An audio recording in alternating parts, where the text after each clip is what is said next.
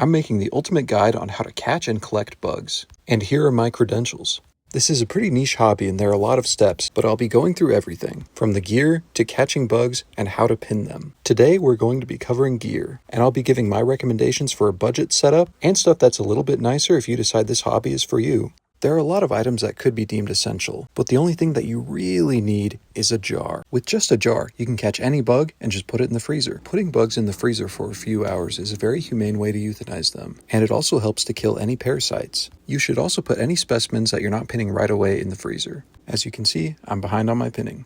Back to jars, you'll want a jar large enough to accommodate the largest bug that you'll find. If I went out looking for big swallowtails, this jar might be a tad bit small. You'll want a nice stout jar with a wide opening.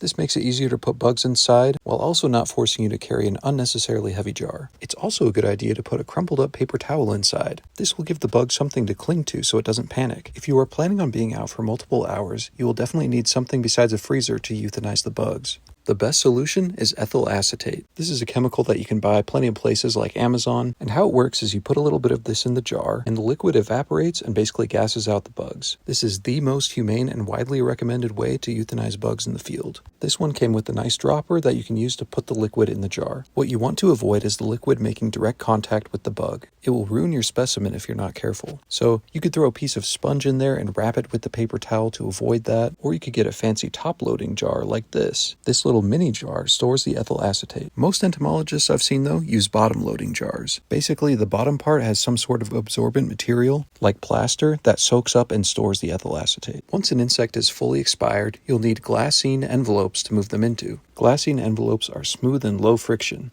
Especially if you're dealing with Lepidoptera, this will help to make sure no scales get removed. Once enveloped, you'll want a rigid case to put the bugs in. I made mine out of cardboard. Okay, now let's talk about nets. This is where the fun begins. A small collapsible net like this will be okay for most stuff, especially if you're traveling, but the downside of these cheap nets is that the hoop size is very small, and also the fabric quality isn't very good on the net, and it may not seem like a big deal, but if you're out catching Lepidoptera all day, a nicer net can go a long way. A nice net can cost anywhere from $60 to over $100. I got mine from Ecology Supplies. Please sponsor me. A nicer net will get you a bigger hoop size, which makes it much easier to catch butterflies. Like when you're swinging, you're going to miss a lot less. And a finer mesh fabric like a chiffon will be much gentler on butterfly wings and remove less scales. I got a telescoping net from Ecology Supplies, and it is very versatile, but I think most people will be happy with a fixed length handle, just because they're lighter and easier to swing. My last piece of gear recommendation is a hat. Especially if it's bright outside, it can be really hard to see butterflies with the sun in your eyes. Shout out to Lepidoptera. That's it for my gear video. In the next one, I'll be going into actually finding and catching bugs. Please comment for any gear questions, and I'll always respond. And as always, follow Pocket Bugs for more bug collecting videos.